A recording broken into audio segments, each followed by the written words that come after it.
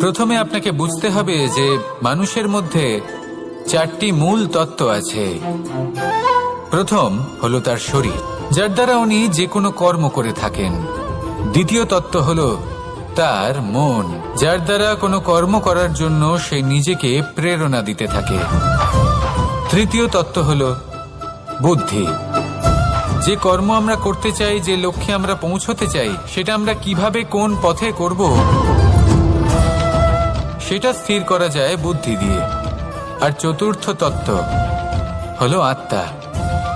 আত্মা হলো এমন এক তত্ত্ব যার কোনো সমাপ্তি নেই। আত্মা হলো অজয়, কিন্তু এরও শুদ্ধিকরণের প্রয়োজন হয়।